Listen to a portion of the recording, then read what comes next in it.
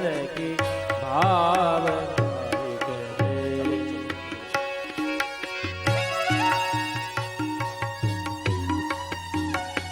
સદે પૂજ્ય ચરણ પણ પધાર્યા. સાથે આપણા કાંદિવલીના આજ આપણા સૌના લાડીલા શ્રી શિશિર કુમારજી મહારાજશ્રી પણ અહીંયા પધારી રહ્યા છે. આપણે સૌ તાળીઓથી અને ભાવથી આપનું સ્વાગત કરીએ. અને આપ શ્રી છેલ્લે સુધી અહીંયા બિરાજશે અને આપના આશીર્વચનનો પણ આપણને સૌને લાભ મળશે.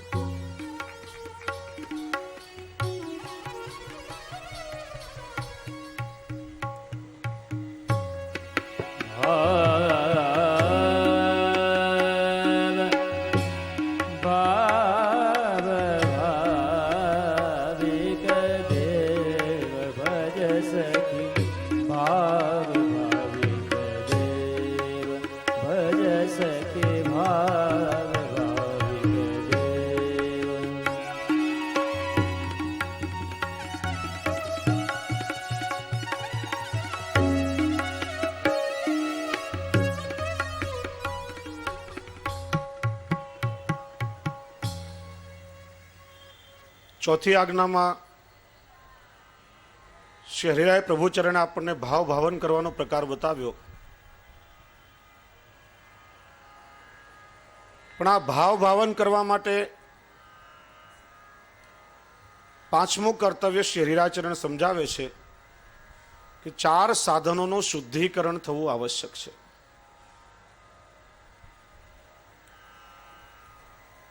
કારણ કે દેહ ઇત્યાદિનું શુદ્ધિકરણ થાય, ચિત્તનું શુદ્ધિકરણ થાય, ત્યારે જીવની અંદર ભગવદાવેશ આવે, ત્યારે ચિત્ત આદિ આપણા અલૌકિક બને ને ત્યારે ભાવ ભાવન જીવ કરી શકે. સૌથી પહેલા કહ્યું દેહનું શુદ્ધિકરણ, બીજું મનનું શુદ્ધિકરણ, ત્રીજું આપણા કુટુંબી આદિ જે પરિકર છે બધાનું શુદ્ધિકરણ, અને ચોથું દ્રવ્યનું શુદ્ધિકરણ. આ 4 સાધનો શુદ્ધ થાય ત્યારે ભાવ ભાવન થઈ શકે છે, અલૌકિક ભાવો પ્રગટ થાય છે. સૌથી પહેલું દેહનું શુદ્ધિકરણ. જે દેહ ભગવત સેવામાં વિનિયોગ થાય, જે દેહથી આપણે પ્રભુની સેવા કરી શકીએ, એ દેહને અલૌકિક જાણવો. અને ઠાકોરજીની સેવા કરવાનો કંટાળો આવે, પ્રમાદ આવે, ત્યારે સમજવાનો કે આપણા શરીરમાં હજી આસુરીપણું રહેલું છે, પ્રભુને લાયક નથી આ દેહ. શુદ્ધ દેહથી જ ઠાકોરજીની સેવા થઈ શકે છે. વૈષ્ણવો, આપણે સૌ બ્રહ્મ સંબંધ લઈએ છીએ ત્યારે દેહ ઇન્દ્રિય આદિનું ઠાકોરજીને સમર્પણ થાય છે. અને એ સમર્પિત થયેલી ઇન્દ્રિયો દ્વારા જો પ્રભુની સેવા નહીં કરીએ અને કેવલ લૌકિક વિષયોમાં એને ડૂબાડી રાખશું તો આસુરાવેશ આવશે અને પ્રભુના સ્વરૂપથી બહિર્મુક્ત આવશે. મુખથી પ્રતિજ્ઞા તો કરીએ છીએ, પણ જીવનમાં એને પાળવી પણ આવશ્યક છે.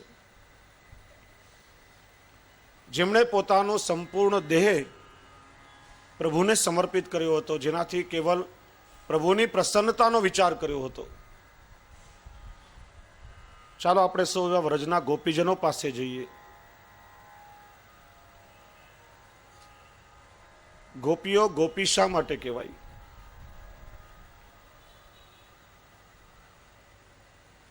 ગોપી એ કોઈ જાતિવાચક કે સ્ત્રી પુરુષવાચક શબ્દ નથી. ગોપી એ ભાવવાચક શબ્દ છે. સ્ત્રી હોય કે પુરુષ હોય, દુનિયાનો કોઈ પણ વ્યક્તિ હોય,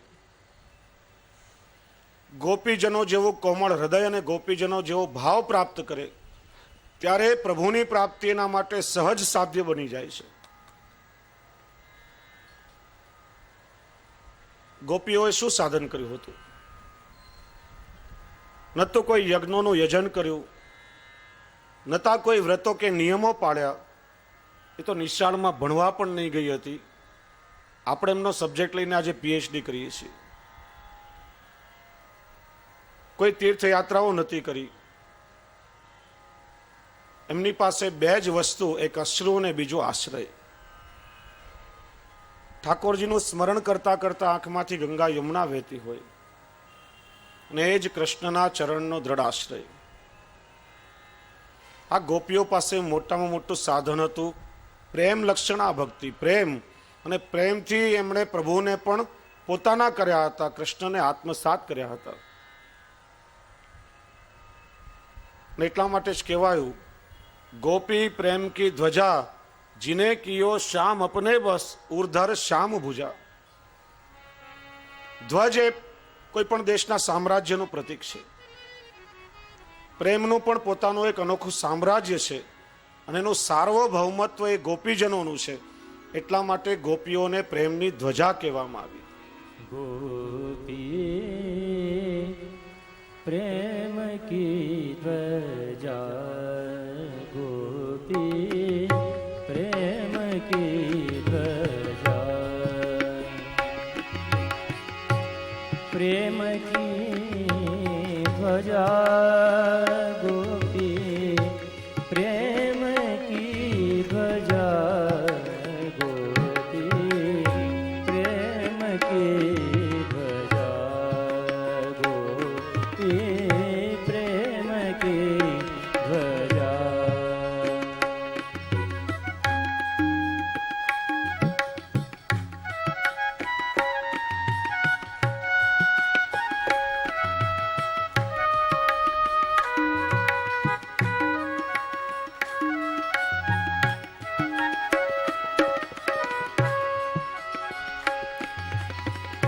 जिन गोपाल कियो अपने वश,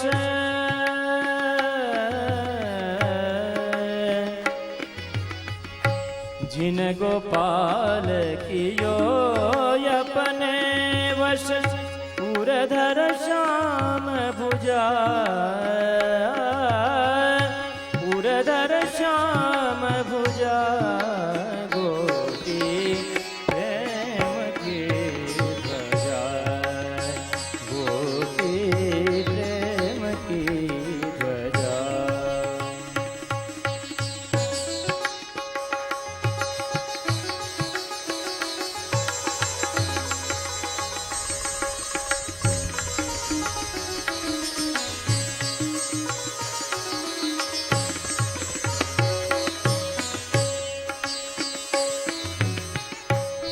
मुनि व्यास प्रशंसा की, उधो संत सराहे, उधो संत सराहे, उधो संत सराहे.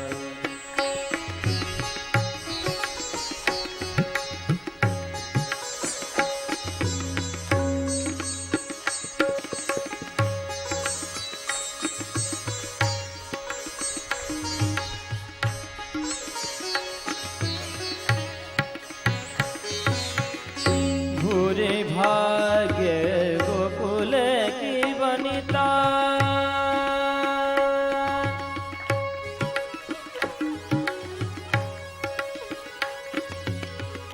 भूरे भाग्य गोकुल की वनिता, अति पुनित भव माही, अति पुनित भव माही, गोपी प्रेम की ध्वजा, गोपी प्रेम की ध्वजा.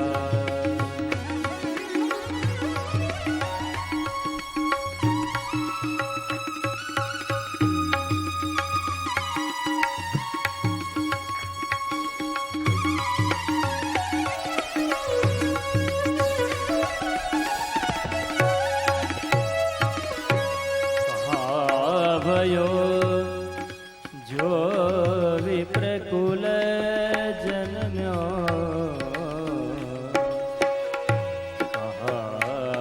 कहाँ भयो जो, कहाँ भयो जो, कहाँ भयो जो, विप्रकुल जन्म्यो, जे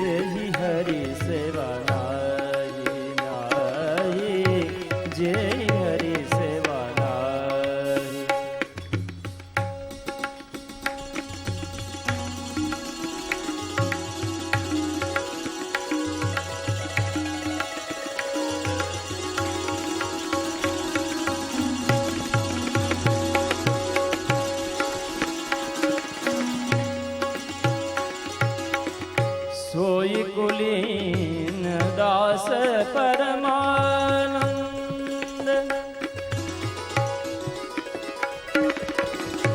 સોઈ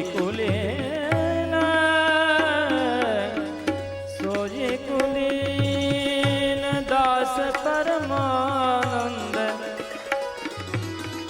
જો હરે સન્મુખ ધાય જો હરે સન્મુખ ધાય ગોપી પ્રેમ કી ધજા ગોપી પ્રેમ કી ધજા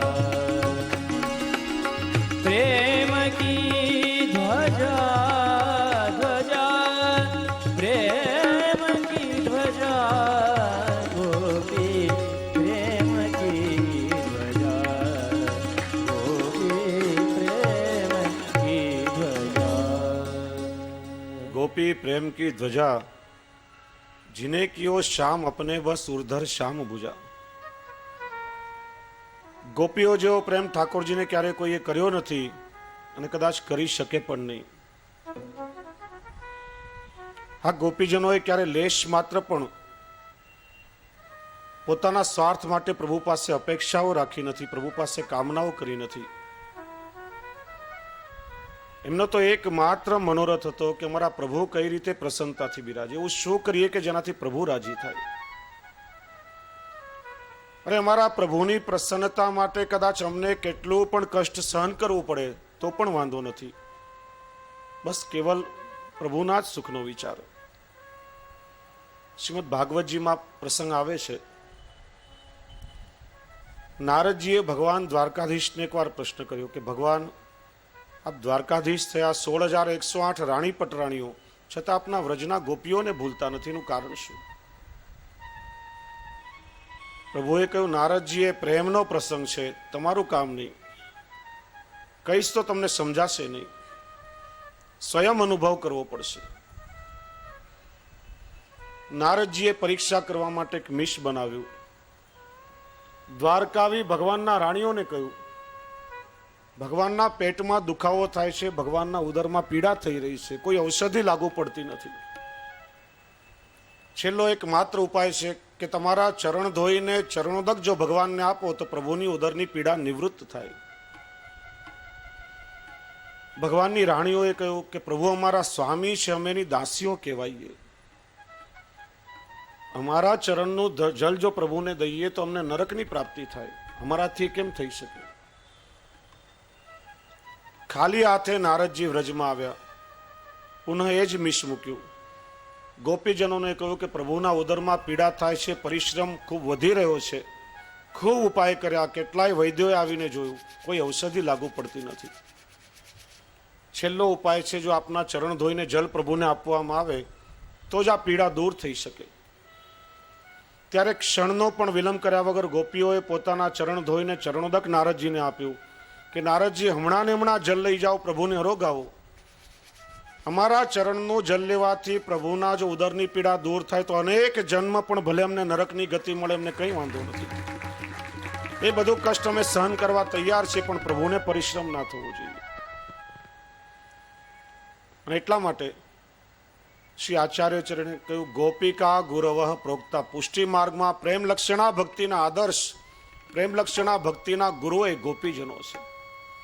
એટલે સેવા રીત પ્રીત બ્રજજન કી જનહિત જગ પ્રગટાઈ. બ્રજ ભક્તોની પ્રીતિ અનુસાર ભગવત સુખનો વિચાર કરી આપણે પ્રભુની સેવા કરીએ છીએ, ત્યાં લેશ માત્ર પણ આપણી કામના નહીં હોવી જોઈએ. અને એટલા માટે ગોપીઓના પ્રેમમાં એ તાકાત હતી કે કૃષ્ણને દોરડેથી બાંધે તો પ્રભુ બંધાઈ પણ જતા. આ દુનિયામાં કયો એવો દોરડો છે કે જે ભગવાનને બાંધી શકે? યશોદાજી ભગવાનને દોરડેથી બાંધવા ગયા, દામોદર લીલાનો પ્રસંગ છે. પ્રત્યેક સમયે દોરડું 2 આંગળ ટૂંકો પડતું, કારણ કે હું ભગવાનને બાંધું છું. અહંતા હતી અને સાથે મમતા હતી. અહંતા અને મમતા 2 આંગળનું જ ભગવાન સાથે છેટું છે. પણ યશોદાજી નિસ્સાધન થઈ ગયા ત્યારે પ્રેમના દોરડેથી પ્રભુ બંધાયા છે. ને એટલે જ ભગવાન કહે છે, જનની જનક બંધુ સુત દારા તનુ ધનુ ભવન સુહૃદ પરિવારા તિનકે મમતા તાગ બટોરી મમપદ મનહી બાંધ બર ડોરી. લૌકિક સંબંધોમાં જે અહંતા મમતા આસક્તિ છે ત્યાંથી સમેટી પ્રેમના સૂત્રમાં પરોવીને જો મને બાંધો તો હું કેવલ પ્રેમના સૂત્રથી બંધાઈ શકું. અને ગોપીઓના પ્રેમમાં એટલી તાકાત હતી કે છછિયાભર છાસ પે નાચ નચાવે. થોડી છાસ માટે કનૈયાના કે લાલો ઉઠો તો છાસ મળે તો પ્રભુ ઠાડા થઈ જાય. કનૈયા અહીં બેસી જાઓ તો છાસ આપું, પ્રભુ ત્યાં બિરાજી જાય.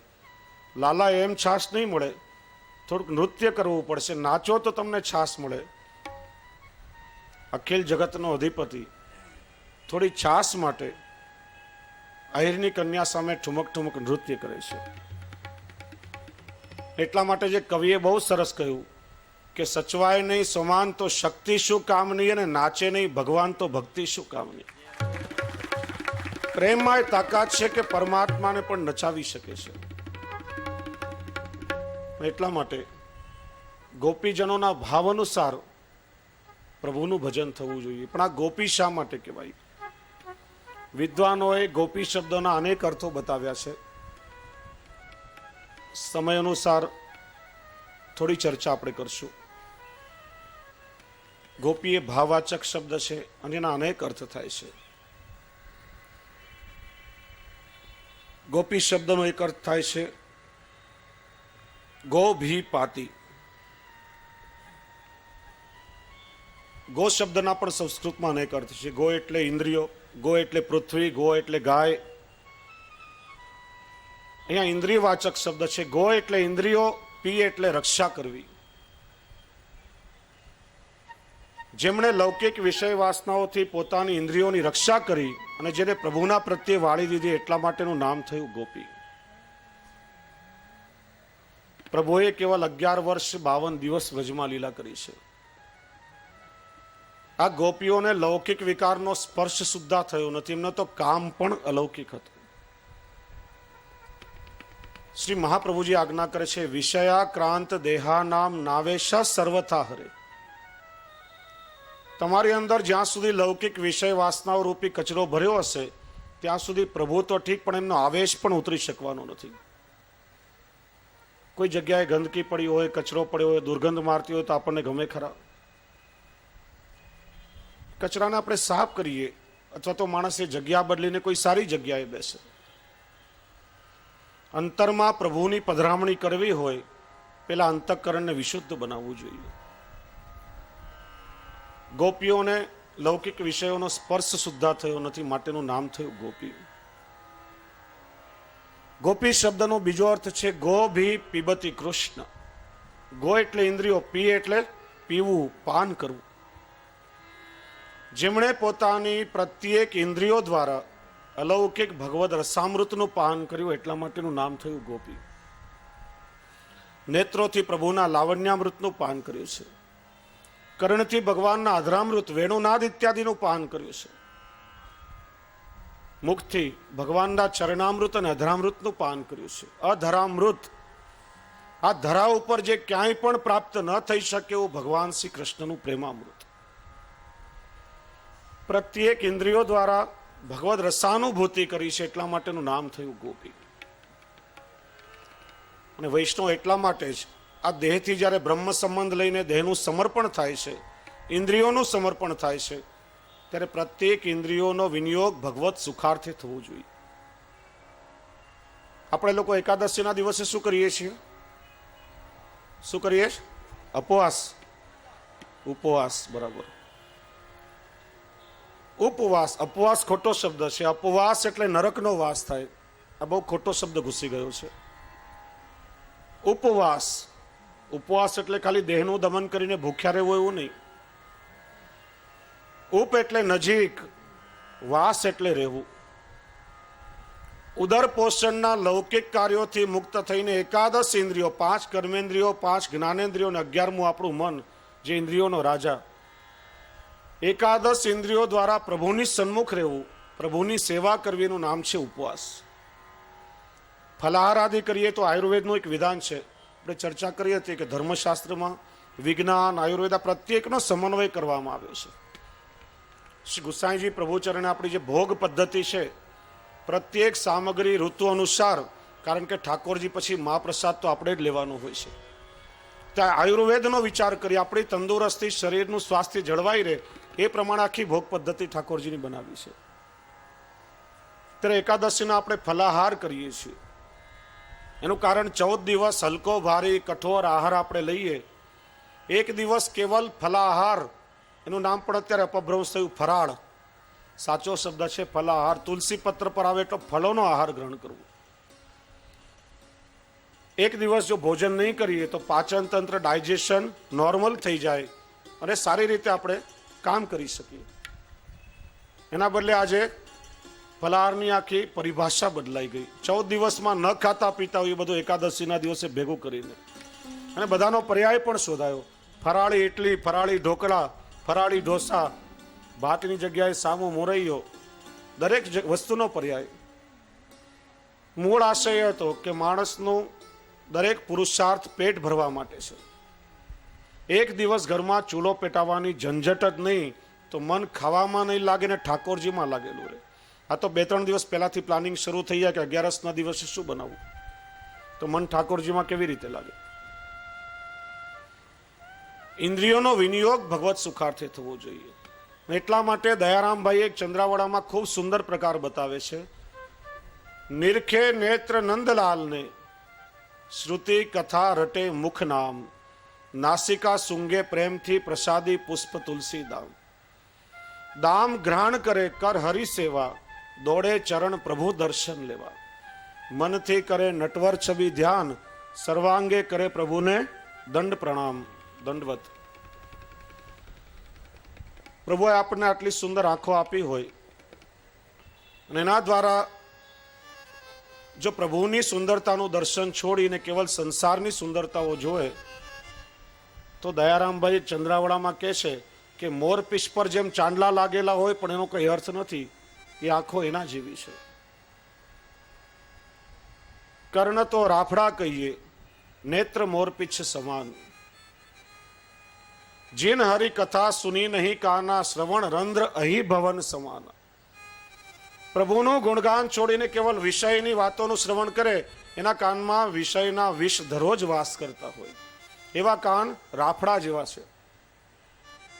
અને જો નહીં રટે રામ ગુણ ગાના, સો જીએ દાદુર જીએ સમાના. પ્રભુનું નામ છોડીને લૌકિક બબડાટ કરે, જીભ દેડકાની જીભ જેવી છે, જેમ ડ્રાઉ ડ્રાઉ કર્યા કરે, એના બોલવાનો કઈ અર્થ હોતો નથી. એટલે હું ઘણીવાર આનંદથી કહેતો હું, પ્રભુએ આ સુંદર નેત્રો આપણને આપ્યા હોય, જે નેત્રોથી પ્રભુના શ્રી વિગ્રહના દર્શન થાય એને નયન કમળ કહેવાય. લૌકિક સુંદરતાઓ જોઈને આંખ કહીએ, પણ કોઈ મંથરાની આંખ ઊંચી થાય ને રામને 14 વર્ષ વનવાસ લેવો પડે તો આપણી ભાષામાં કાઠિયાવાડમાં એને ડોળા કહેવાય. મોટા મોટા ડોળા શું ફાડે છે, કોઈને નજર લાગવાની બીક લાગી જાય. જે મુખ નિરંતર પ્રભુના નામનું ગુણગાન ગાય એને મુખ કમલ. લૌકિક શબ્દો બોલે તો મોઢું, પણ હંમેશા આપ શબ્દો બોલ્યા કરે એને આપણે ડાચું કહીએ છીએ. જે હાથ પ્રભુની સેવા માટે જ ઉઠે એ હસ્તકમલ. વસ્તુ અહીંથી ઉપાડીને ત્યાંથી બીજે ક્યાંય મૂકે ને આપણે હાથ કહીએ. પણ કેવલ બીજાના મારવા માટે જ ઉઠતા હોય તો પછી હથોડા કહેવાય. જે પગ ચલાવીને પ્રભુના દર્શન માટે લઈ જાય, પ્રભુની સેવા માટે લઈ જાય, ચરણ કમલ. અહીંયા ત્યાં ચારે બાજુ આંટા મારા કરે પગ, પણ કોઈ માણસ ચાલતો હોય ને આંટી મારીને પાડી દઈએ તો પછી એ ટાટિયા કહેવાય કે થાંભલા કહેવાય. ખાલી શરીરનો બોજ વહન કરે એને થાંભલા કહેવાય.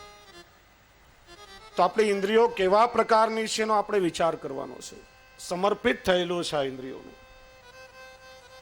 આ ઇન્દ્રિયોનું સમર્પણ કર્યું છે ને પ્રભુને સમર્પિત ઇન્દ્રિયો પ્રભુની સેવામાં વિનિયોગ થવો જોઈએ. અને આ ઇન્દ્રિયોના વિષય માટે સૂર્ય અસ્ત થવા લાગે, સાંજે કમળનું ફૂલ બીડાય, ભમરો વિચારે કે હજી થોડી વધારે સુગંધ લઈ લેવા દે ને, પણ પેલું કમળનું ફૂલ બીડાઈ જાય ને ભમરો એમાં કેદ થઈ જાય.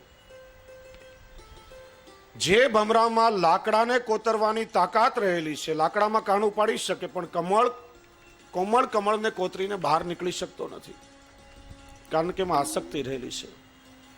વિચારે કે સવારે સૂર્યોદય થશે ત્યારે એમાંથી મુક્ત થઈશ, પણ રાત્રે પેલું મદમસ્ત હાથીઓનું ટોળું તળાવમાં આવે, જલક્રીડા કરે, સૂણથી કમળને ઉખાડીને પાણીમાં નાખી પગના તળિયેને કચરી નાખે ને એમાં રહેલા ભ્રમરનું મૃત્યુ થઈ જાય. આ ગંધ સુખના વિષયને સંતોષવા જતા ભ્રમરનું મૃત્યુ થાય છે. ત્રીજો વિષય છે શ્રવણ સુખનો વિષય. શિકારી હરણને પકડવા માટે ઝાડ બિછાવે, પછી નજીકમાં ક્યાંય સંતાઈ અને મીઠો મધુરો સારંગ રાગ છે. હરણને સારંગ રાગ ખૂબ જ પ્રિય છે. સારંગ રાગથી હરણનું આકર્ષણ થાય, હરણ ખેંચાઈને નજીક આવે, શિકારીની ઝાડમાં સપડાય અને છેવટે એનું મૃત્યુ થાય છે. આ કાનના વિષયને સંતોષવા જતા હરણ એના પ્રાણ ખોઈ નાખે છે. ચોથો વિષય છે સ્પર્શ સુખનો વિષય. હાથીને પકડવા માટે શિકારીઓ ખૂબ મોટો ઊંડો ખાડો બનાવે, ઝાડના ડાળી ડાકડા પાંદડા ઉપરથી મૂકી એનું મોઢું બંધ કરે. ત્યાર પછી એના ઉપર એક ખોટી હાથણી કપડાની કેવી અથવા હાથણીનું ચિત્ર મૂકે, જે દેખાવમાં અસલ હાથી જેવું દેખાતું હોય, હાથણી જેવું દેખાતું હોય. આ ખોટી હાથણીને સાચી હાથણી સમજીને હાથીનો સ્પર્શ કરવા માટે આવે ને ખાડામાં પડી જાય. શિકારી બાંધીને લઈ જાય, હાથી દાંત માટેના પ્રાણ જાય, અથવા તો ટોળાના બીજા હાથીઓ પછી એને મારી નાખે છે. સ્પર્શ સુખથી હાથીનો જીવ જાય છે. અને પાંચમો વિષય છે સ્વાદ સુખનો વિષય. એના માટે કહેવાયું કે જીતમ સર્વમ જીતે રસે. બીજી બધી ઇન્દ્રિયોને વશમાં કરવી સહેલી છે. સૌથી અઘરામાં અઘરું કોઈ કામ હોય તો આ જીભને વશ કરવાનું છે. એના પણ 3 નામ: રસેશ્વર રસરાજ ભગવાન શ્રી કૃષ્ણના ગુણગાન ગાયનું નામ રસના, સાચું ખોટું બોલીનું નામ જીભ, અને ત્રીજું કનિષ્ઠ નામ છે લૂલી, હાડકા વગરની. 2 જ કામ, વાદ કરવો અને સ્વાદ ચાખવો. ત્રીજું કામ એને આવડતું જ નથી. એટલે હું ઘણી વાર કહું, માણસે જીભનો સંયમપૂર્વક ઉપયોગ કરવો, કારણ કે પગ લપસે તો જખમ થાય, પણ જીભ લપસે તો જોખમ થાય. ના સંસારમાં પ્રત્યેક ક્લેશનું કારણ માણસની જીભ છે, અને તબિયત બગડવાનું કારણ પણ માણસની જીભ જ છે. માછીમારે ખોરાકનો ટુકડો ફસાવી અને કાંટાને પાણીમાં ફેંકે છે. માછલી એ ખાવા માટે આવે ને છેવટે કાંટામાં વિંધાઈને માછલીનું મૃત્યુ થાય છે. સ્વાદ સુખના વિષયને સંતોષવા જતા માછલીનું મૃત્યુ થાય છે. 5 પ્રાણીઓ એવા છે કે એક વિષયને સંતોષવા જતા એક પ્રાણીનું મૃત્યુ થાય છે. તો આ માનવી એવો પ્રાણી છે કે 5 વિષયોને એક સાથે ભોગવવાની ક્ષમતા એની અંદર રહેલી છે. માનવીની કેવી દશા થઈ શકે? એટલા માટે ઇન્દ્રિયોને કેવલ વિષયોમાં ડૂબાડી નહીં રાખતા, આ બધા વિષયો છોડી ને જીવ જો ભગવદાસક્ત બની જાય ને પ્રભુની સેવામાં એનો વિનિયોગ કરાવે, ત્યારે ઇન્દ્રિયોનું સાચું સમર્પણ છે. અને ગોપીજનોએ જે રીતે પ્રભુને લાડ લડાવ્યા, એ રીતે પોતાના દેહથી પ્રભુને લાડ લડાવીએ ત્યારે આપણો આ દેહ દૈવી દેહ બને છે, પ્રભુને લાયક બને છે. ગોપી શબ્દનો ત્રીજો અર્થ થાય છે ગોભી પાતી, ગોપનશીલા. ગોપીજનો નિત્ય સિદ્ધ હતા. નિત્ય પ્રભુની લીલાઓનો અનુભવ એમને થતો હતો. વિવિધ લીલાઓ, માખણ ચોરી આદિ લીલાઓનો મિશ બનાવી અને પ્રભુ નિત્ય ગોપીઓના ગ્રહે પધારતા હતા. માખણ ચોરી કરવા, ક્યારેક કોઈ લીલા, ક્યારેક કોઈ લીલા. પ્રત્યેક ગોપીજનોને નિત્ય પોતાના ગ્રહમાં ઠાકોરજીનો પ્રત્યક્ષ અનુભવ હતો. છતાં ગોપીજનોએ પોતાના ભાગ્યના વખાણ બીજા પાસે કર્યા નથી. પોતાના હૃદયનો ભાવ પોતાના હૃદયમાં જ ગોપ્ય રાખ્યો છે, એટલા માટેનું નામ થયું ગોપી. પ્રભુ કૃપાળુ છે. અનેક પ્રકારે પોતાના ભક્તો પર કૃપા વિચારી અને સ્વરૂપાનંદનો અનુભવ કરાવે છે.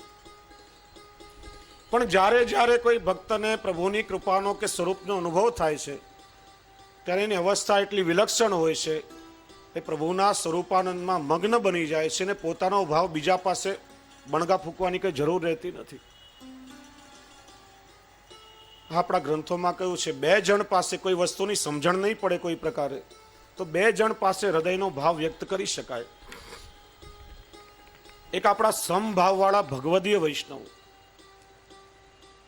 એમની પાસે હૃદયનો ભાવ વ્યક્ત કરશું તો ભાવનું પોષણ થશે. અને નહીં સમજ પડે તો આપણા આચાર્ય, આપણા ગુરુદેવની વિનંતી કરી એમની પાસે ભાવ વ્યક્ત કરવો. પણ આ જગતમાં ગમે તેવા લોકો સામે ભાવ જો આપણે વ્યક્ત કરશું તો કહ્યું છે ને કે પ્રગટ કીએ રસ જાય, ભાવનું પોતનું થઈ જશે. અને જગતમાં લોકો એવું કહેશે પણ ખરા કે આ ગાંડો થઈ ગયો છે, ખસી ગયું લાગે છે. કારણ કે લૌકિકમાં ઘણી વખત આપણને એવો પ્રકાર જોવા મળે છે, અનેક લોકોના મોઢે પોતાની વાતો સાંભળીએ, અરે મને તો નિત્ય ઠાકોરજીના વેણુનો નાદ શ્રવણ થાય છે. કોઈ કહેશે કે દરરોજ ઠાકોરજી મારી સાથે આવીને બોલે છે. હમણાં થોડા સમય પહેલા ખ્યાલ હશે, વર્ષો પહેલા આપણા કાંદિવલીમાં જ એક બેન ભાખરી શેકતા હશે અને ભાખરીમાં શ્રીનાથજીના મુગુટની એવી કઈ ચાંદી પડી, પ્રકાર ચાલ્યો કે મારે ત્યાં ભાખરીમાં શ્રીનાથજી પ્રગટ થયા. અને લોકોના ટોળે ને ટોળા દર્શન કરવા માટે, કારણ કે કાલે પ્રવાહી સૃષ્ટિની જે ચર્ચા થઈ ને એ કેવલ આંધળું અનુકરણ કરી શકે, બીજી કોઈ ગતિ એમને હોતી નથી. અહીંયા હવેલીમાં ભાખરી લઈને આવ્યા, પૂછ્યું અમારે શું કરવું? કોઈ ભાઈ જ્યારે શ્રીનાથજીનો ભાવ પ્રગટ કર્યો છે તો વ્રજમાં જઈને જમનાજીમાં પધરાવો, બીજું કંઈ થઈ શકે નહીં. અહીંયા પણ 4-5 હજાર માણસની લાઈન દર્શન કરવા માટે લાગી. બોલે થોડા સમય પહેલા એક જણને ત્યાં શ્રી મહાપ્રભુજીના ચરણારવિંદ પ્રગટ થયા. હવે ચરણારવિંદ પ્રગટ થાય બહુ આનંદની, આપણને એવો અનુભવ થાય તો પ્રેમથી એનું સેવન થાય. પણ લોકોમાં પ્રગટ કર્યું, ચા પાણી નાસ્તાની વ્યવસ્થા કરી, હજારો લોકોએ ચરણારવિંદના દર્શન કરવા આવે. પ્રભુ કૃપા કરીને જતાવે. પણ આવું જ્યારે આપણે પોતાની વાવા માટે જ્યારે ક્રિયા કરી ત્યારે બીજી વખત ક્યારેય પણ ઠાકોરજીનો અનુભવ થતો નથી. વળી એક બેને ચલાવ્યું કે મારે ત્યાં કુંડામાંથી ગિરિરાજજી પ્રગટ થયા.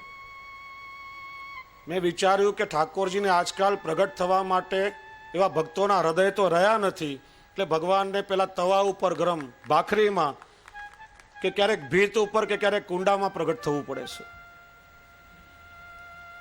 વૈષ્ણવો પ્રભુને પોતાના ભક્ત માટે કોઈ પણ સ્વરૂપે પ્રગટ થવામાં વાંધો જ નથી. કેમ કે સર્વમ ખલ વિદમ બ્રહ્મ, આ જગતનો કણનો નામરૂપનો વિસ્તાર સમગ્ર બ્રહ્મમય છે. દરેક વસ્તુ બ્રહ્મ સ્વરૂપે બિરાજે છે. પ્રભુ પોતાના ભક્તને માટે કોઈ પણ સ્વરૂપે પ્રગટ થઈ શકે છે.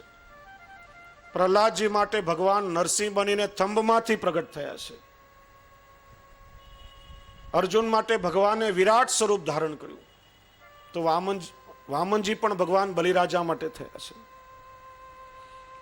વૃંદાનો ઉદ્ધાર કરવા માટે વૃંદાને તુલસી બનાવી અને એના માટે ભગવાન પથ્થર સ્વરૂપ શાલિગ્રામ સ્વરૂપે બની ગયા છે. પોતાના ભક્તને માટે કોઈ પણ સ્વરૂપ ધરવામાં ભગવાનને વાંધો નથી, પણ એવી ભાવનાઓ કરવાના બદલે પ્રભુને તમારા હૃદયમાં પ્રગટાવો, તમારું જીવન નંદ મહોત્સવ બની જશે. એ પ્રભુનું પ્રાગટ્ય આપણા જે દિવસે હૃદયમાં થઈ જશે, આખું જીવન નંદ મહોત્સવ બની જશે. નહીં તો લોકો પાસે આવી બડાઈ કરશું, લોકોમાં વાવા થશે, અહમ આવશે અને ઠાકોરજીથી બહિર્મુક્તાનું કારણ થશે.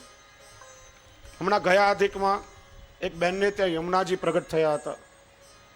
માંડવાનું બચ્યો, નહીં તો હું પણ છાપરે ચડી જાત. મને વિનંતી કરીને ઘરે પધરામણી કરી.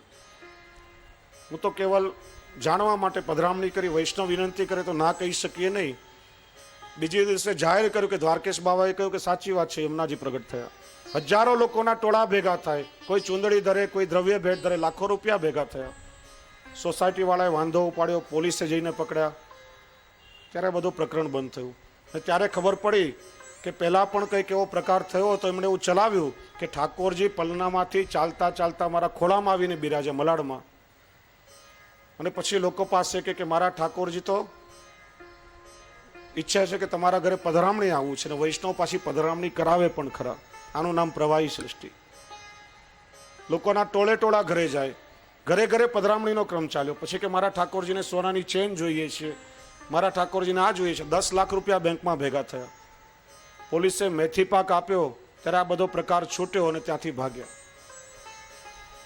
એટલે ક્યારેક કોઈના મોઢે આવું સાંભળીએ ત્યારે એવું થાય કે નક્કી આમાં કોઈ પાખંડ હોવો જોઈએ. ખરેખર ઠાકોરજીની કૃપાનો અનુભવ જેને થાય એની અવસ્થા તો વિલક્ષણ બની જાય, એ તો પ્રભુમાં તદાકાર બની જાય. આવી કોઈ ક્રિયા કરવાની એને આવશ્યકતા રહેતી નથી. ગોપનશીલા એટલા માટેનું નામ થયું ગોપી. વૈષ્ણવો, આ ગોપીજનો જેવો ભાવ પ્રાપ્ત થાય, આપણો તો અધિકાર નથી, પણ એ ભાવની કણિકાનો અણુ પણ જો આપણને પ્રાપ્ત થાય, એમના જેવો કોમળ હૃદય પ્રાપ્ત થાય, ત્યારે ભગવત પ્રાપ્તિ આપણા માટે સુલભ થઈ શકે છે. અને આ દેહ જ્યારે પ્રભુની સેવા કરી અને પ્રભુના સુખાર્થે એનો વિનિયોગ થશે, ત્યારે દેહ અલૌકિક બનશે.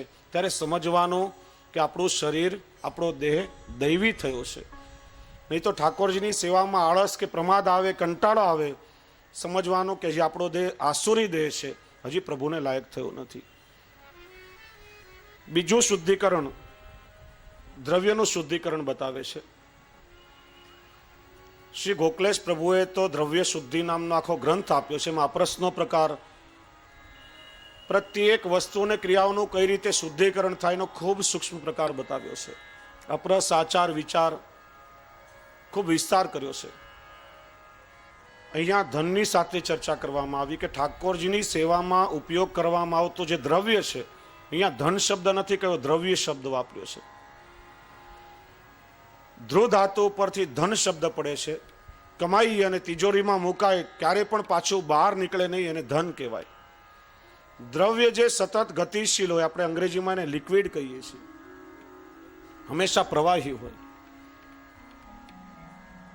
એ દ્રવ્ય અલૌકિક ક્યારે બને કે જે આપણે કમાઈએ અને કમાયેલા દ્રવ્યમાંથી હરિગુરુ અને વૈષ્ણવની સેવા કરીએ, પ્રભુના સુખ અર્થેનો વિનિયોગ થાય, ત્યારે આપણું દ્રવ્ય અલૌકિક બને છે. હું અવારનવાર કહું છું, ધનની 3 ગતિ છે: વેડફવું, વાપરવું અને વાવવું.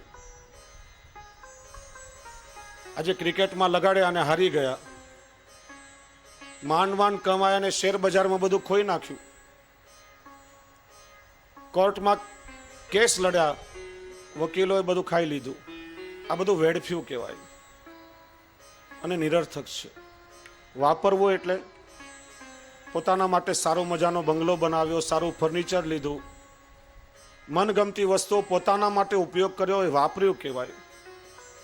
પણ જ્યાં હરિગુરુ વૈષ્ણવની સેવા થતી હોય, પ્રભુની પ્રસન્નતા માટે આપણે જ્યારે એનો ઉપયોગ વિનિયોગ કરીએ, ત્યારે વાવ્યું કહેવાય. અને તમને ખબર છે કે એક બી વાવો, એમાંથી ખૂબ મોટું વૃક્ષ થાય છે, અનેક ફળ મળે છે. પ્રભુ કૃપાળુ છે, અનંત ગણું કરીને આપણને પાછું આપે છે. ને એટલા માટે જીવાત્માના 3 પ્રકારના સંબંધ લક્ષ્મી સાથે પણ છે: લક્ષ્મીનો દાસ, લક્ષ્મીનો પતિ અને લક્ષ્મીનો પિતા. લક્ષ્મીનો દાસ કેવલ લક્ષ્મીની પાછળ પાછળ ફર્યા કરે, એને વિવેક હોતો નથી કે એનો ઉપયોગ કઈ રીતે કરવો. કેવલ કમાવું અને વેડફવું 2 જ ગતિ હોય. લક્ષ્મીનો પતિ, પત્નીનો પોતાના ઉપભોગ માટે ઉપયોગ કરે છે, કેવલ પોતાના સ્વાર્થ માટે ઉપયોગ કરે લક્ષ્મીનો પતિ. અને પિતા કોઈ પણ પોતાની દીકરીને ગમે તે હાથ પકડાવીને મોકલી દેતો નથી. આપણે સારું ખાનદાન જોઈએ, સંસ્કાર જોઈએ, યોગ્ય મૂર્તિઓ જોઈને દીકરીને આપણે વરાવીએ છીએ. એમ કોઈ જગ્યાએ અલૌકિક રૂપમાં આપણા દ્રવ્યનો વિનિયોગ કરાવે, લક્ષ્મીનો પિતા કહેવાય છે. અને એટલા માટે કોઈ પણ જગ્યાએ પ્રભુના માટેનું કોઈ ભગવત કાર્ય થતું હોય, ત્યારે આપણા દ્રવ્યનો વિનિયોગ ચોક્કસ આપણે કરાવવો જોઈએ. નહીં તો ધનમાં કેવલ આપણી મતિ અને ગતિ રહેશે તો એ ધન કંઈ ઉપયોગમાં આવી શકવાનું નથી. કોઈ સદકાર્ય થાય ત્યારે વિચાર નહીં કરવો, વિલંબ નહીં કરવો, તત્ક્ષણ આપણે વિનિયોગ કરાવવો જોઈએ.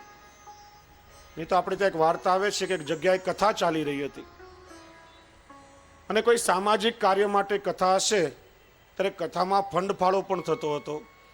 પેલા કાર્યકર્તાઓ જોડી લઈને નીકળ્યા હતા, યથાશક્તિ પોતાનું ધન એમાં મૂકી રહ્યા હતા. કોઈ 50ની નોટ, કોઈ 100ની નોટ, જે પોતાની શક્તિ પ્રમાણે મૂકે.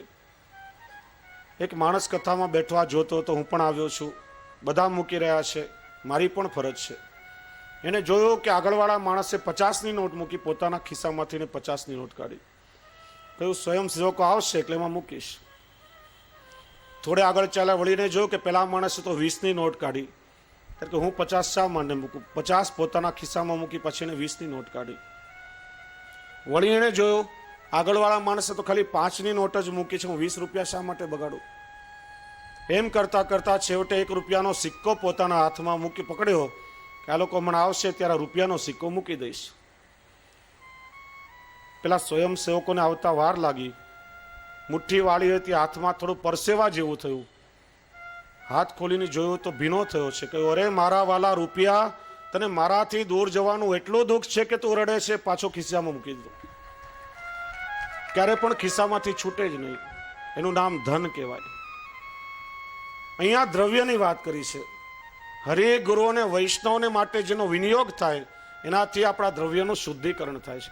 અને લગભગ મોટા ભાગે પ્રત્યેક સંપ્રદાયમાં એવી વ્યવસ્થા હોય છે કે માણસ જે કમાય, જૈન ધર્મમાં છે, સ્વામિનારાયણ સંપ્રદાયમાં છે, જે માણસ કમાય એનો 10મો કે 15મો હિસ્સો કાઢી અને પોતાના જે ધર્મની વ્યવસ્થા હોય એનાથી આખી ધર્મની અર્થવ્યવસ્થાનું સંચાલન થતું હોય છે.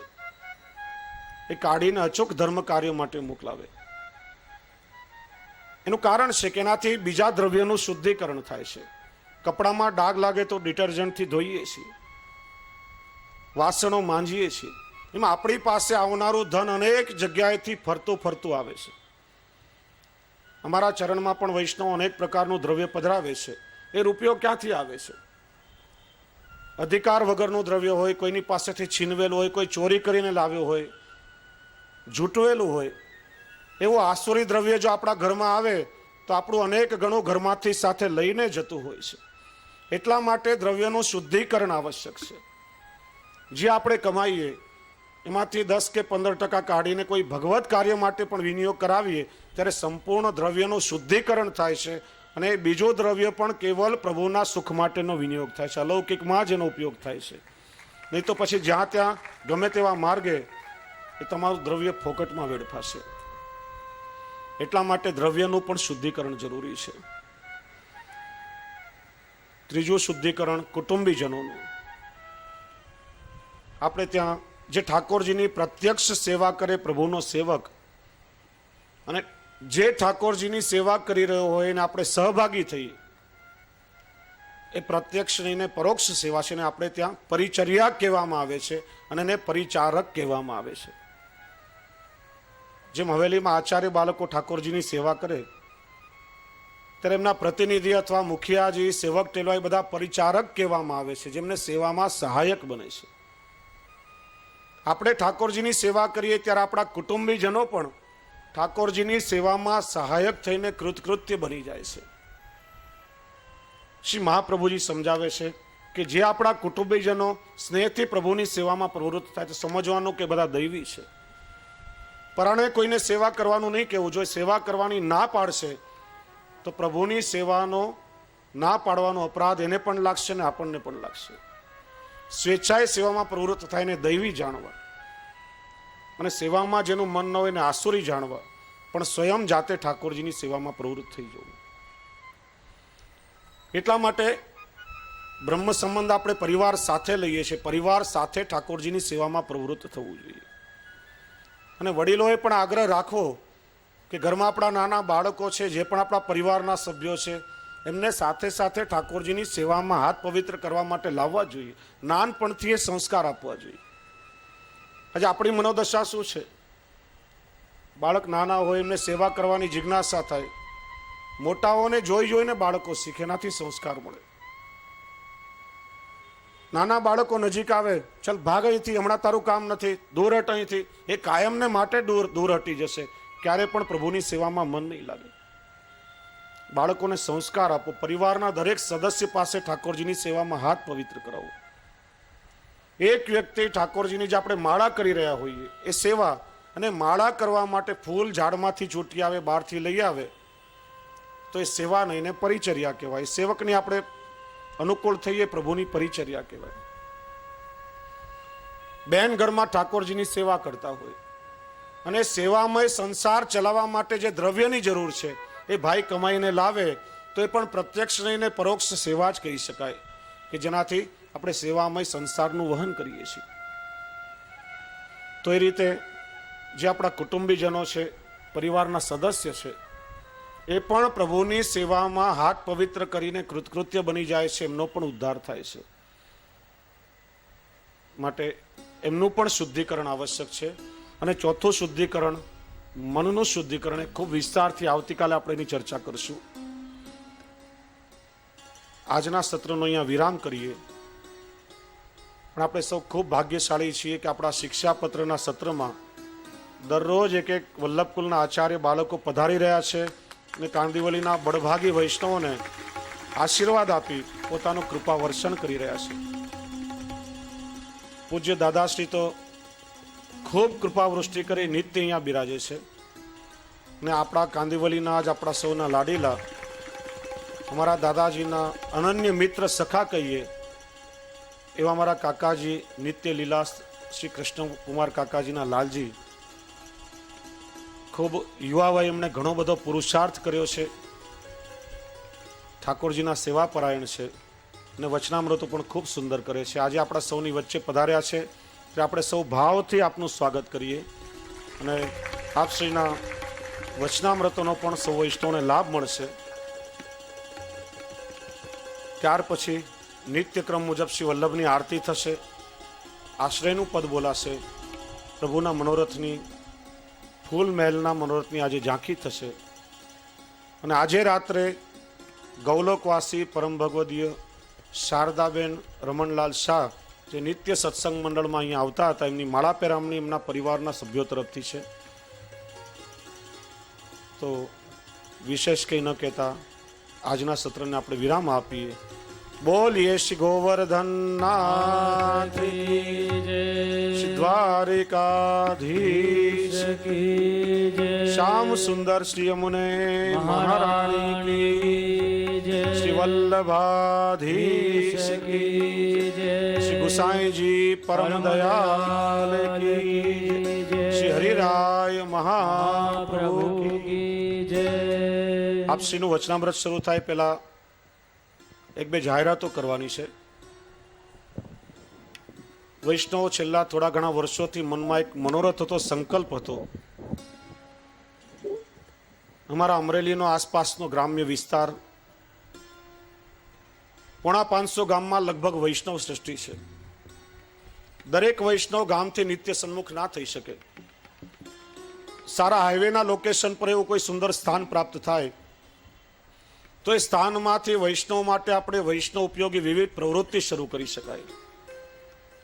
5-6 વર્ષથી સારું સ્થાન શોધતા હતા. ઠાકોરજીની કૃપાથી ગયા વર્ષે અમરેલીથી 8 કિલોમીટર દૂર અમરેલી ચલાલા હાઈવે પર ગાવડકા જંકશન છે, ત્યાં એક ખૂબ સુંદર આશ્રમ હતો.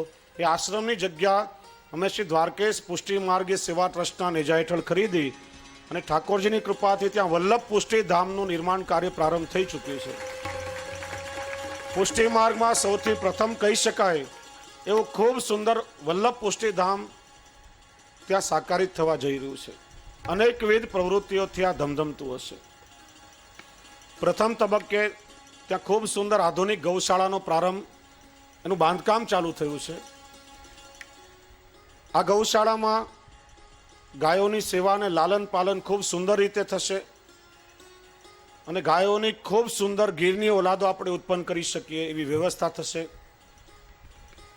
બીજા પ્રકલ્પમાં આયુર્વેદિક ઔષધાલય ત્યાં શરૂ થશે. ગૌમૂત્ર એ આયુર્વેદમાં સૌથી મોટામાં મોટી ઔષધિ છે. કેન્સર જેવા રોગોમાં પણ ગૌમૂત્ર દ્વારા ચિકિત્સા શક્ય છે. આ ગૌમૂત્રનો અર્ક બનાવવાની લેબોરેટરી અને એમાં વિવિધ ઔષધો દ્વારા વિના મૂલ્યે દર્દીઓને ઔષધિ આપવામાં આવશે. ત્રીજા પ્રકલ્પમાં લગભગ 125 ફૂટની લંબાઈ અને 25 ફૂટ ઊંચાઈમાં ગિરિરાજ ધામનું નિર્માણ થશે. આપણે સૌએ ગિરિરાજજીની માનસી પરિક્રમા કરી વ્રજમાં જે શ્રી ગિરિરાજજી બિરાજે છે એનો રેપ્લિકા એટલે કે આબેહૂબ પ્રતિકૃતિ ત્યાં બનશે. શ્રી ગિરિરાજજીની નવકોશી પરિક્રમા, 12 નિકુંજો, અષ્ટસખાના પ્રવેશના 8 લીલાદ્વાર, ભાવાત્મક શ્રી ગિરિરાજજીનું સ્વરૂપ બિરાજશે કે વૈષ્ણવની માનસી પરિક્રમા કરી શકે.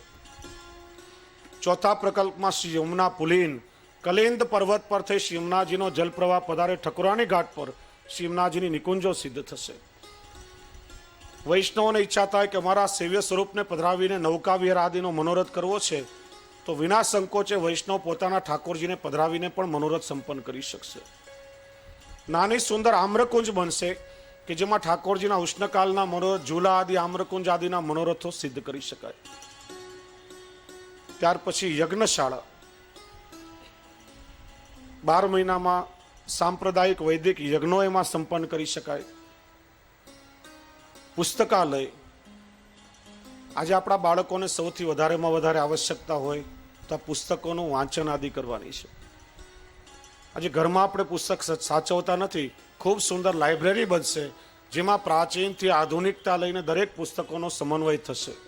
અને ભવિષ્યમાં કોમ્પ્યુટર, ઇન્ટરનેટના માધ્યમથી ઇલેક્ટ્રોનિક લાઇબ્રેરી બનાવવાનો પ્રકલ્પ છે કે જેમાં કોમ્પ્યુટરના માધ્યમથી પુષ્ટિ માર્ગ પર કોઈને સંશોધન કરવું હોય તો થઈ શકે. એની સાથે સ્વમાર્ગીય ભાષામાં આપણે જેને મંડાણ કહીએ છીએ અને મર્યાદા ભાષામાં જેને આપણે અન્ન ક્ષેત્ર કહીએ છીએ, આવનાર પ્રત્યેક વૈષ્ણવ મુલાકાતીઓ ત્યાં વિના મૂલ્યે મહાપ્રસાદ લઈ શકે. મર્યાદી વૈષ્ણવ દ્વારા સામગ્રી સિદ્ધ થશે. ઠાકોરજીને ભોગ ધરીને પ્રત્યેક વૈષ્ણવનું મહાપ્રસાદથી સમાધાન થશે. એની સાથે આપની સાથે કોઈ નાના બાળકો આવ્યા હોય તો બાળકોને કંટાળો આવે, બાળકોને રમવા માટે ખૂબ સુંદર બાલવાટિકા બનશે, એમાં રમત ગમતના સાધનો બનશે. એની સાથે ભક્તિવર્ધિની મોબાઈલ વાન, ગ્રામ્ય વિસ્તારોમાં ઘરમાં સેવા બિરાજતી હોય ત્યારે ઠાકોરજીના વસ્ત્ર, આભૂષણો, અત્તર, કંઠી, ચરણામૃત આ બધું સાહિત્ય લેવા અમરેલી, રાજકોટ કે જુનાગઢ જેવા શહેરોમાં જવું પડે છે. ત્યારે આ ભક્તિવર્ધિની મોબાઈલ વાન દ્વારા જે ગામમાં અમે પ્રવાસમાં જશું અમારી સાથે વાન આવશે. વૈષ્ણવોને ચરણામૃત, કંઠી, યમુનાજીના લોટીજી, સ્વરૂપ, જાપીજી, આભરણ, વસ્ત્ર, અત્તર આદિ પડતર કિંમતે ઘેર બેઠા મળી શકે. આ ભક્તિવર્ધિની મોબાઈલ વાન સંપ્રદાયના પુસ્તકો, ગ્રંથો, ઓડિયો, વિડીયો, કેસેટ, સીડીઓ આ બધું જ એમાં પ્રાપ્ત થશે. અને એની સાથે એમ્બ્યુલન્સની પણ વ્યવસ્થા કે આસપાસ રહેતા કોઈ પણ દર્દીઓને હોસ્પિટલથી ઘર સુધી વિના મૂલ્યે સેવા આપી શકાય. તો પુષ્ટિ માર્ગનો આ રીતે સૌથી પ્રથમ પ્રકલ્પ ત્યાં પ્રારંભ થવા જઈ રહ્યો છે. અને માટે આપ સૌ વૈષ્ણવનો સાથ અને સહકાર આવશ્યક છે. એની માર્ગદર્શક પત્રિકા પણ અહીંયા કાર્યાલયમાં આપને મળી શકશે. એ વાંચી અને આપ સૌ વૈષ્ણવ પોતાનો સહકાર એમાં આપી શકો કે જેનાથી જલ્દીથી જલ્દી આપ વૈષ્ણવ માટે આ વલ્લભ પુષ્ટિધામ ખુલ્લું મૂકી શકાય. અને મહત્વની વાત રહી ગઈ કે આ વલ્લભ પુષ્ટિધામમાં શ્રી મહાપ્રભુજીના 84 બેઠકજીનો પણ સમન્વય કરવામાં આવ્યો છે. જ્યાં જેવા શ્રી મહાપ્રભુજીના બેઠકજી છે, જ્યાં જે ચરિત્ર થયું હતું મોડલના રૂપમાં 84 બેઠકજીની પણ એમાં ઝાંખી કરાવવામાં આવશે. અને દુનિયાનું એકમાત્ર વલ્લભ ચરણરજ મંદિર એમાં બનશે.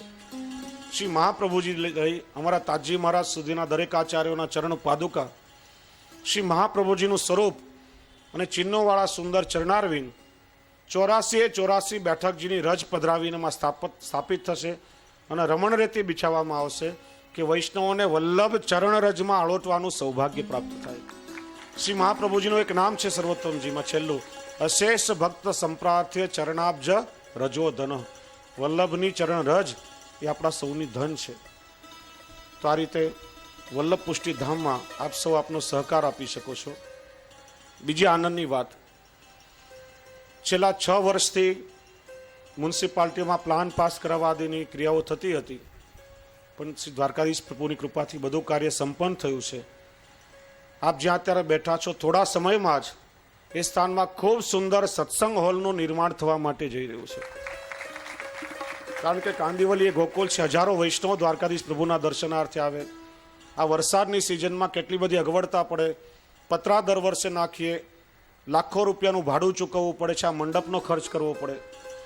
એ પતરામાંથી પણ પાણીની જળની ધારાઓ ક્યાંય ક્યાંયથી થતી જ હોય છે. અનેક વખત વૈષ્ણવોને અગવડતાનો અહીંયા સામનો કરવો પડ્યો છે. જ્યારે કાયમ માટે આ બધી માથાકૂટ દૂર થાય અને વૈષ્ણવો દરરોજ બેસીને શાંતિથી અહીંયા સત્સંગ કરી શકે, આ ગિરિરાજજીનો પણ ખૂબ સુંદર જીર્ણોદ્ધાર થશે કે જેમાં નવકોશી પરિક્રમાના ભાવાત્મક સ્થળો બનશે અને ખૂબ સુંદર સત્સંગ હોલનું નિર્માણ થશે જ્યાં નિત્ય વૈષ્ણવ સત્સંગ કરી શકે. અને સાથે સાથે આપણે ત્યાં અહીંયા ખૂબ સુંદર ગૌશાળા છે જેમાં 22 ગાયો અત્યારે બિરાજે છે. સ્થાન સંકોચ હોવાના કારણે, કારણ કે ગાયોને બહાર ચરવા લઈએ તો મ્યુનિસિપાલિટી વાળા પકડી જાય, સ્થાન સંકોચના કારણે અગવડતા પણ પડે છે. ત્યારે આ ગાયોની ગૌશાળાનો પણ જીર્ણોદ્ધાર કરવાનો છે. ખૂબ આધુનિક સુંદર ગૌશાળા બનાવી અને સેવકોને રહેવા માટે ઉપર સર્વન્ટ ક્વાર્ટર પણ બનશે. તો આ ભગવત કાર્ય માટે પણ આપ સૌ વૈષ્ણવનો સાથ અને સહકાર આવશ્યક છે. એનું માર્ગદર્શન કાર્યાલયમાંથી આપ સૌને મળી જશે. બોલીએ શ્રી દ્વારિકાધીશ. આપણે સૌ વચનામૃતોનું શ્રવણ કરીએ. શ્રી મદન મોહનમ. મંચ પર ઉપસ્થિત કાકાજી એવं દાદાભાઈ એवं આપ સર્વે વલ્લભીય વૈષ્ણવો, શિક્ષાપત્ર એક એવો અમૂલ્ય ગ્રંથ છે જેની જેટલી સરાહના અને ગુણાનુવાદ થાય એટલું ઓછું છે. પરંતુ આજે આ ગ્રંથની આપણા સ્વગ્રહમાં સ્થિતિ શું છે? કામેથી થાકેલા, ઘરકામથી થાકેલા વૈષ્ણવો ભેગા થાય અને ઊંઘ આંખમાં ભરાયેલી હોય ત્યારે શિક્ષાપત્ર ગ્રંથ આપણા ઘરોમાં ખુલે છે રાત્રિના સમયમાં. અને ત્યારે આ ગ્રંથ ખોલીને આપણે આનું વાંચન કરીએ છીએ. એમાં અડધું પણ સમજાતું હોય એવું મને લાગતું નથી. પરંતુ આ ગ્રંથની આવી સ્થિતિ આપણે કરી નાખી છે. જ્યારે કે વસ્તુ એ હોવી જોઈએ કે ઠાકોરજીનો અનવસર કાળ જ્યારે હોય, સવારના જેને ત્યાં અષ્ટયામની સેવા હોય તેને ત્યાંની તો વાત જ અલગ છે. પરંતુ જો ન હોય તો જ્યારે ઠાકોરજીના શયન થઈ જાય, પોઢી જાય, ત્યારે તરત જ આ ગ્રંથ લઈને અને આપણે વાંચન શરૂ કરવો જોઈએ. આ પ્રકાર આપણે ઘરમાં રાખવો જોઈએ. આંખોમાં ઊંઘ હોય અને ત્યારે તમે ગ્રંથ ખોલો અને પછી સમજાય નહીં. પછી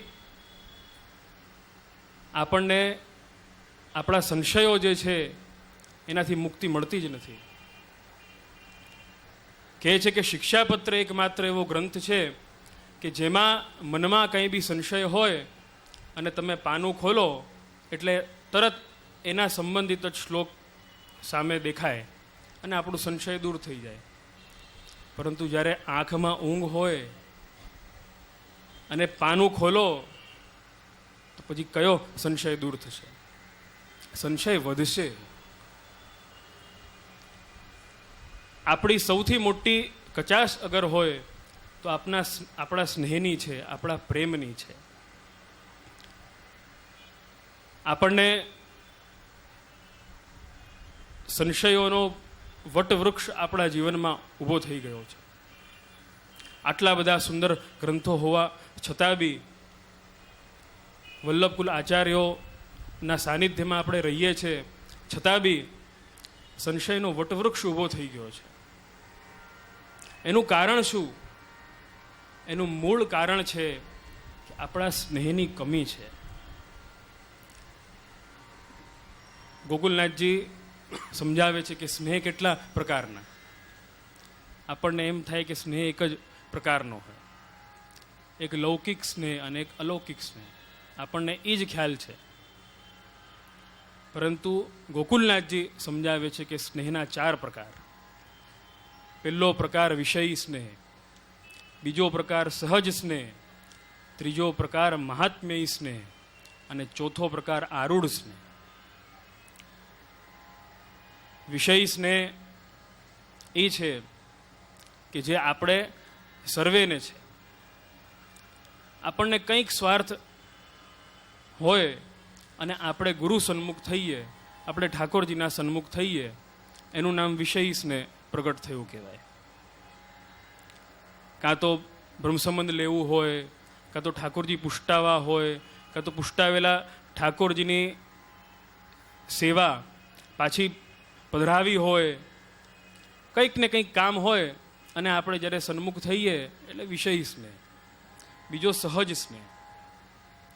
સહજ સ્નેહ એટલે એ સ્નેહ છે કે તમે નવરા હોય, કોઈ કામ ન હોય ત્યારે તમને ઓચિંતાના ઠાકોરજીની યાદ આવી જાય, આપણી વૈષ્ણવતાની યાદ આવી જાય, ત્યારે એ સહજ સ્નેહ ઉત્પન્ન થયો કહેવાય. ત્રીજો મહાત્મ્યયી સ્નેહ. મહાત્મ્યયી સ્નેહ એ છે કે જેમાં આપણે પ્રભુનું મહાત્મ્ય જાણીએ, જેમ આપ સર્વે અહીંયા એકત્ર થયા છો, પ્રભુનું સ્વરૂપ, પ્રભુ સંબંધિત ભાવનું સ્વરૂપ જાણવા, અને એના એ સાંભળીને અને પછી જે સ્નેહ ઉત્પન્ન થાય એને મહાત્મ્ય સ્નેહ કહે. ચોથો છે આરૂઢ સ્નેહ. આરૂઢ સ્નેહ ક્યારે ઉત્પન્ન થાય? જ્યારે પ્રભુ કૃપા કરે. મહાત્મ્ય જાણ્યા બાદ જ્યારે જીવ સેવા કરે છે, સેવામાં પ્રવૃત્ત થાય છે, ત્યારે એને આરૂઢ સ્નેહની પ્રાપ્તિ થાય છે. જે ગોપીજનોને થયો એ સ્નેહની પ્રાપ્તિ થાય છે.